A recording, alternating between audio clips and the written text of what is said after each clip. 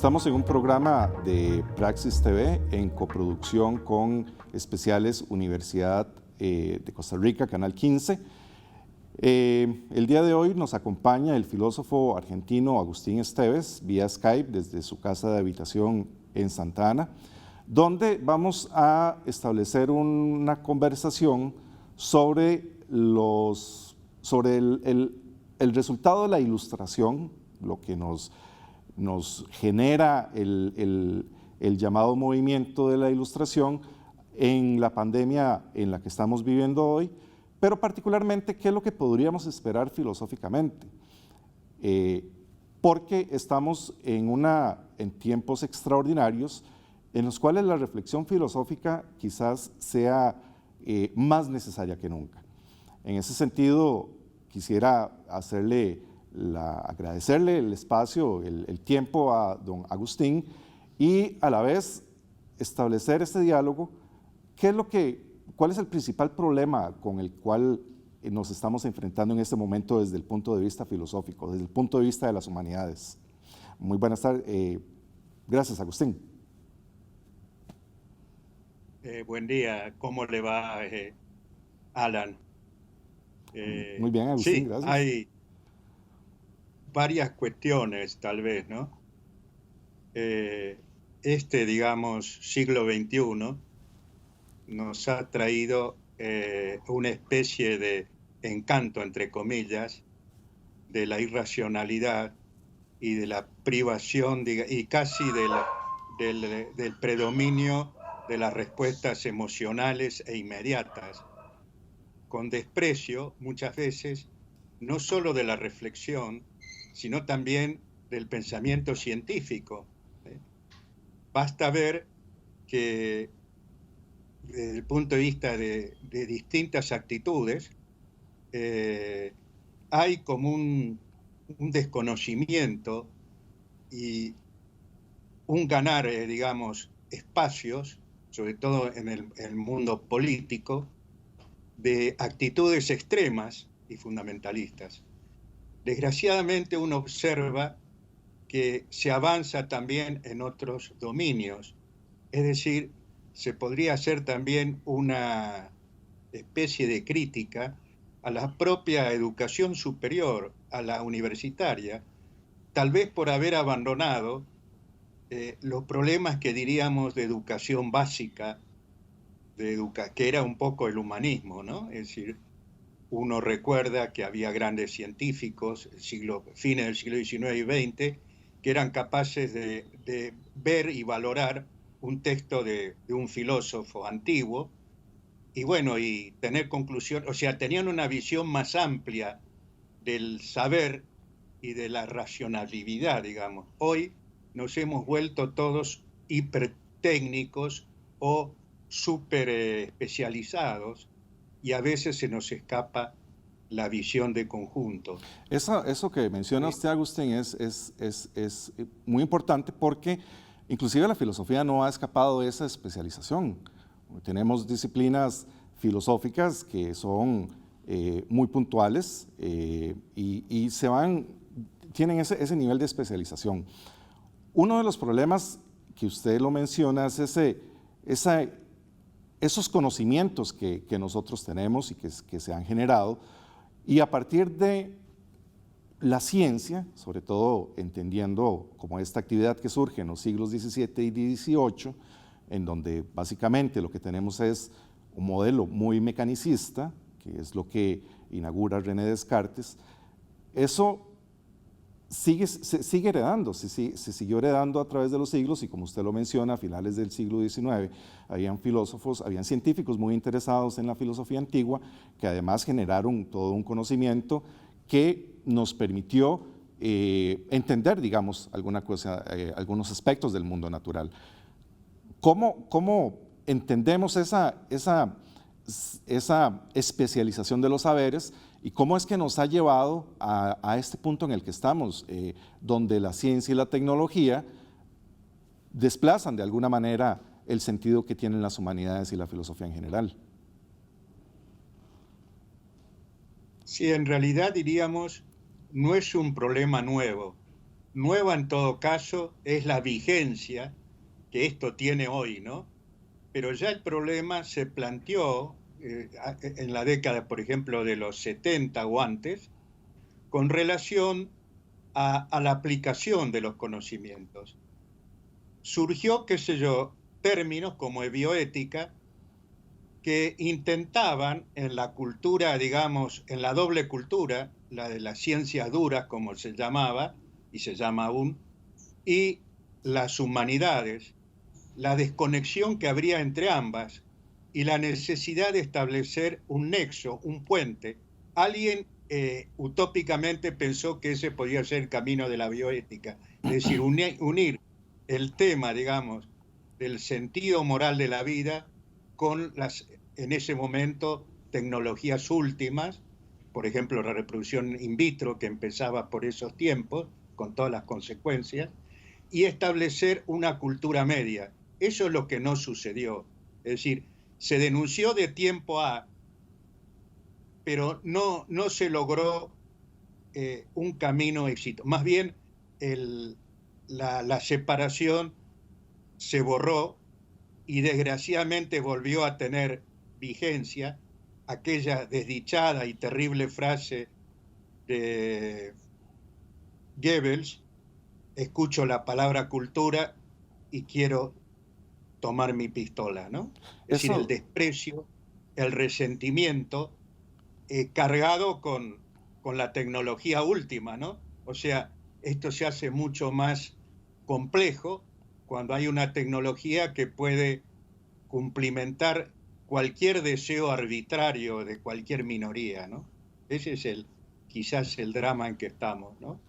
Estamos en un momento muy complicado dentro de la historia de la humanidad. Estamos enfrentando un problema en el cual empíricamente, digamos, no se había tenido una impresión directa de esta situación.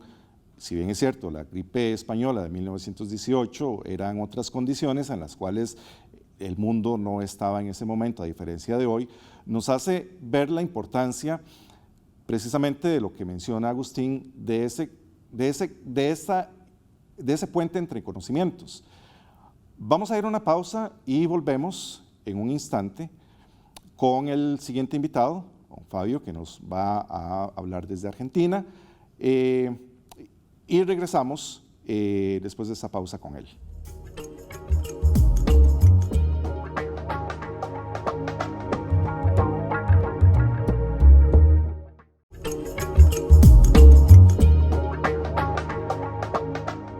Continuamos con este programa de Praxis TV de la Escuela de Filosofía de la Universidad Nacional en coproducción con especiales UCR del Canal 15 de la Universidad de Costa Rica. Continuamos con el tema que habíamos iniciado con Agustín Esteves sobre los problemas filosóficos con los cuales nos estamos enfrentando hoy. Hablábamos, Fabio, con Agustín un poco sobre el problema de la ilustración, esa necesidad de mantener una relación entre los problemas científicos y tecnológicos, pero por otro lado, con relación a los problemas humanos con los que nos estamos enfrentando en este momento con esta pandemia. Entonces, Agustín hacía la acotación de esa idea de una ilustración que debería de alguna manera guiar el camino para la resolución de algunos de los problemas más apremiantes que en este momento tenemos. ¿Qué considera usted siendo los problemas más complicados en este momento desde el punto de vista filosófico, desde el punto de vista humanista? Y nuevamente, Fabio, gracias por acompañarnos en este momento desde Argentina. Bueno, en principio agradecerles a ustedes por hacerme participar del programa y también por estar, digamos, de alguna manera interesados en poder arrojar un poquito de luz a las problemáticas que estamos atravesando en medio de la pandemia. Recuperando, Alan, lo que usted decía respecto al tema de los problemas filosóficos, que en realidad, digamos, los problemas filosóficos, por supuesto, siempre abrevan en distintos planos, desde sociopolíticos, económicos hasta existenciales, como podemos, digamos, de alguna manera observar así de grandes rasgos, pero retomando puntualmente podríamos decir, la línea que deja la ilustración, uno podría ver que uno de los problemas más acuciantes, por así decirlo, es el problema de la praxis o de la práctica reflexiva de la libertad, fundamentalmente, ¿no? Me parece que una de las cuestiones que habría que remarcar desde el punto de vista ético y filosófico es retomar, frente a estos problemas que estamos viendo, una práctica reflexiva en torno a la libertad, ¿no? Una de las cosas que se ven es que justamente en función de ciertos criterios o de cierta epistemología en el campo de la medicina, o incluso hablando también desde el horizonte político, lo que ocurre es que vemos que se siente acorralada, de alguna manera, esa razón pública, por decirlo en términos kantianos, en función a la libertad de pensamiento, ¿no? A una libertad que tiene que de alguna manera empezar a funcionar a partir de esto que nosotros llamamos libertad de pensamiento, ¿no? Poder pensar con libertad, ¿no? Con esa praxis reflexiva de la libertad, los problemas que nos están de alguna manera acorralando en el presente, ¿no? Porque si una de las grandes tareas que marca, incluso pensando un poco en la síntesis que hace Foucault, cuando retoma el problema de qué es la ilustración, hace mucho hincapié en esto de pensar nuestro presente, ¿no? Es decir, la ilustración lo que deja es una actitud filosófica de atrévete a pensar, ¿no? Y atreverse a pensar es atreverse a pensar el presente. En ese sentido, Fabio, el problema de la libertad no se determina o no se centra solamente en un problema como lo hemos visto, los medios nos los han hecho transmitir en los últimos días de diferentes países, es manifestarse porque no puedo ir a cortarme el pelo. Es una libertad que va más allá de una actitud o de algo que el Estado me permite hacer, sino que, como usted lo dice, es una práctica reflexiva. Creo que eso es el problema, uno de los problemas principales que en este momento quizás tendríamos que redefinirlo, que esa práctica reflexiva, ese ejercicio ético-político, es el que debe estar en el centro del ejercicio de un concepto como el de la libertad. Exactamente, sí. Comparto la definición. Está tratando de hilvanar con respecto a eso, y me parece sí, que en realidad, más que nada, apunta a el término que me gusta utilizar es praxis, porque es una praxis, es una acción reflexiva, es una práctica de alguna manera, ética, y en realidad también es una praxis de constitución de la subjetividad, ¿no? Porque justamente a lo que está apuntando, me parece, es también a rever las distintas prácticas institucionales, no solamente los discursos que están podríamos decir, en línea en este momento, sino también las distintas prácticas que de alguna manera se desprenden de esos discursos, ¿no? Fundamentalmente, como un ejemplo, podríamos decir, los discursos dentro del campo de la medicina, ¿no? Y lo que se desprende de eso, que es, por ejemplo, seguir de alguna manera apegado a ese paradigma que se desprendió de la revolución científica, siglo XVI, siglo XVII, que es una concepción mecanicista, podríamos decir así, de la realidad, y que justamente eso tiene un impacto en el bio, ¿no? en la vida humana. En ese caso, además, Fabio, estamos todavía teniendo como los remanentes de esa concepción mecanicista del universo, cuando viene formulada por Descartes, viene formulada por toda el uso matemático que se desarrolla para explicar la naturaleza. Entonces nos encontramos con una descripción muy mecánica en la cual los seres humanos, las personas, los ciudadanos, se vuelven simplemente parte de una maquinaria en la cual nuevamente es el concepto de libertad el que parece estar en el centro de todo este engranaje que nos hereda no solamente la Ilustración con la idea de la libertad, pero esa concepción mecanicista del universo, de la cual muchas disciplinas hoy por hoy siguen siendo cartesianas en cierta medida. Sí, sí, sí. Sí, eso se ve, es muy interesante verlo.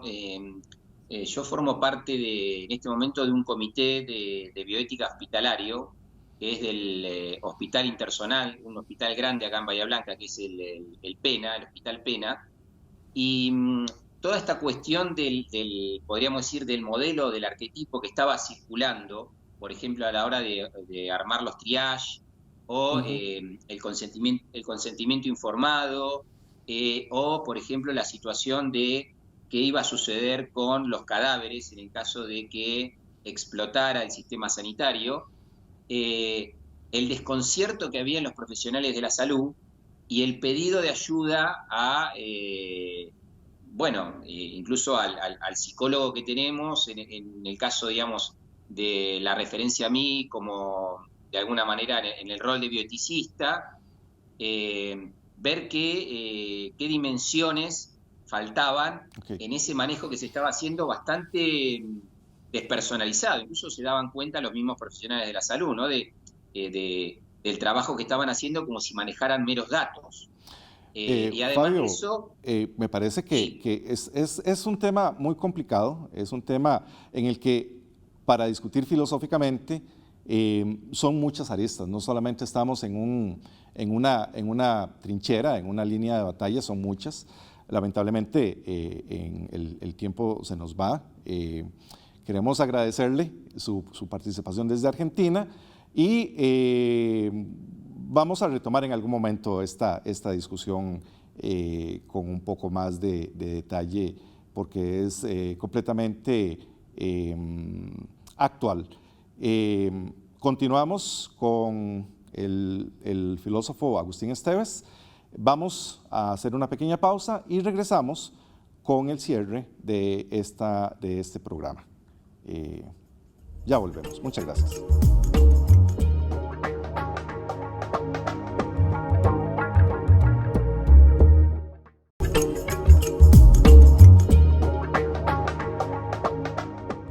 Estamos en un programa más de Praxis TV de la Escuela de Filosofía de la Universidad Nacional en coproducción con Especiales UCR, el Canal 15 de la Universidad de Costa Rica.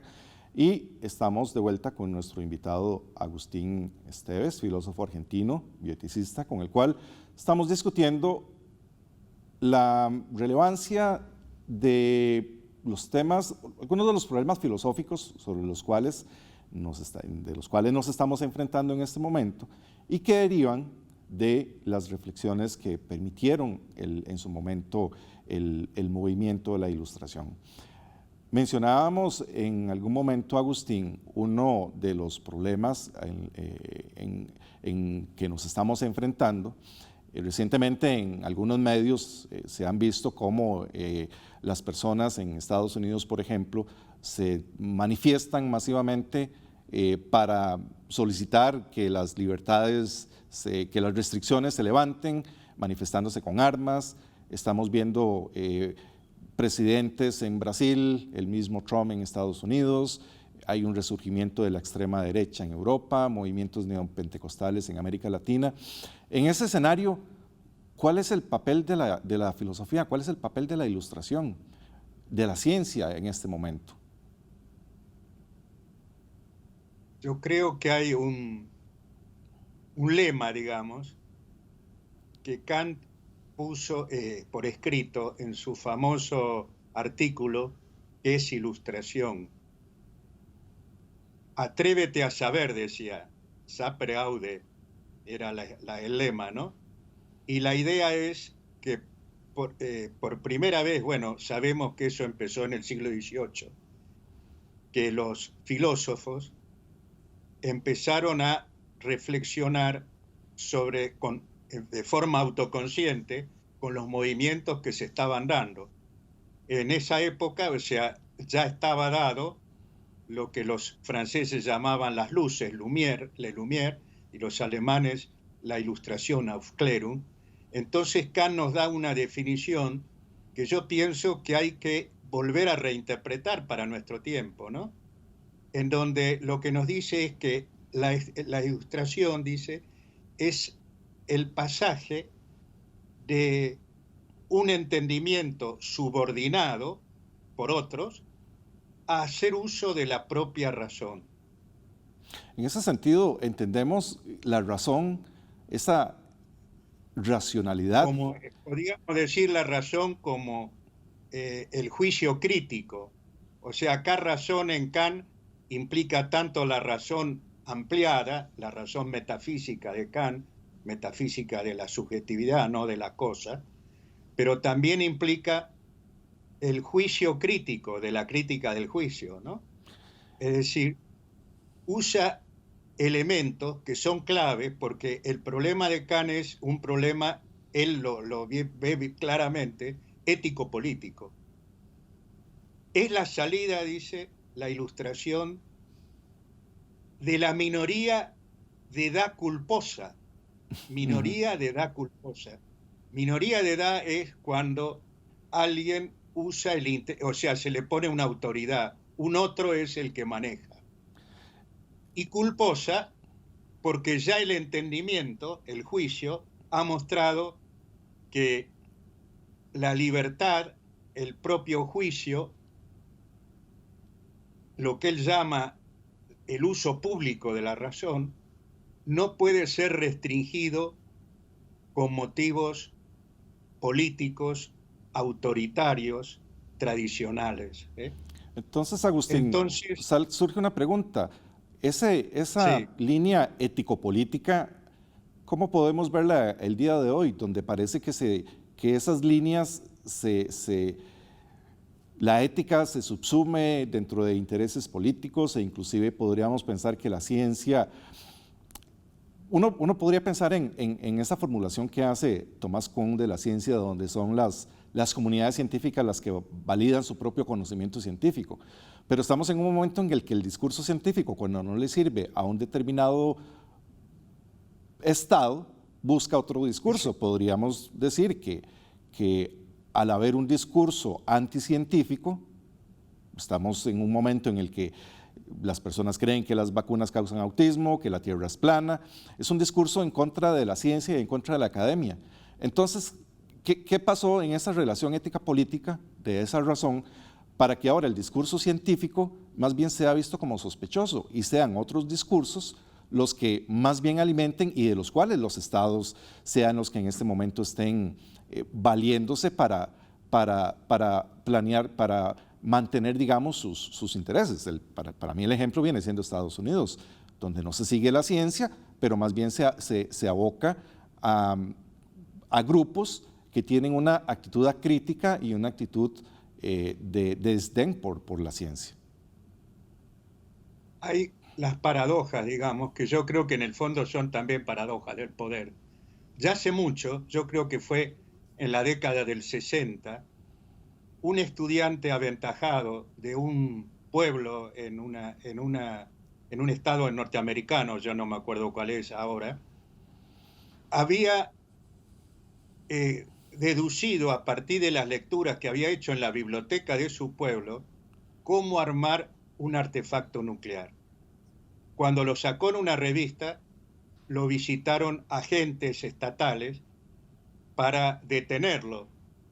Y el muchacho dijo, yo pude obtener esto en una biblioteca de pueblo. No le digo lo que hubiera hecho si tenía una biblioteca más importante. ¿Qué pasa ahí? Ahí hay como un descontrol entre el saber y el poder. En ese momento no se le prestó atención, era una cosa, era una anécdota. Pero lo que pasa hoy, y eso es lo tremendo, es que esto se ha hecho vigencia. El poder se ha puesto por encima, no solo del discurso científico. del discurso de los derechos humanos, del discurso ético, de la política tradicional, y estamos en una especie, o sea, en la genialidad de Hobbes lo vio, es decir, ¿qué pasa cuando la ley también es manipulada? Bueno, aparece ese mundo que no es un mundo arcaico, es un mundo que puede ser actual, ¿eh? Es decir, el dominio del poder por el poder, ¿eh? La lucha de todos contra todos, o de todos contra nadie, como se quiera leer, ¿eh? Entonces yo creo que esta es la cuestión. La cuestión se dio de antiguo, es decir, ese concepto de ilustración como salida de la mayoría de edad podía aplicarse a Sócrates también, ¿eh? Al final Sócrates nos ponía la ilustración, así en términos genéricos, como la base de la actitud filosófica. Y la actitud de Sócrates es sumamente crítica contra los prejuicios y los estereotipos de su época. Bueno, es decir, el que fuera acusado y muerto, es decir, nos muestra el riesgo que hoy tiene la actividad reflexiva. Perfecto. Y filosófica se entiende, en general. Agustín, observa Kant. Ese punto Kant observa... Se entiende el problema con el que tenemos. Lamentablemente, Agustín, por el día de hoy se nos está consumiendo el tiempo. Agradecemos a los televidentes de este espacio. Creo que el problema filosófico, el problema con el que las humanidades y que la sociedad en general se encuentra en este momento, no es un problema separado del problema de la ciencia, del problema de la tecnología.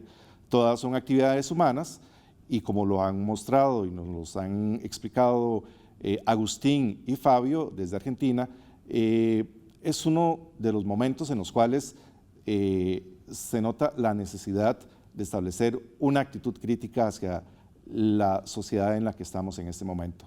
Agradecemos nuevamente a Agustín, agradecemos a Fabio y a todos ustedes. Muchas gracias por su sintonía en este espacio de Praxis TV de la Escuela de Filosofía de la Universidad Nacional en coproducción con especiales UCR del Canal 15 de la Universidad de Costa Rica.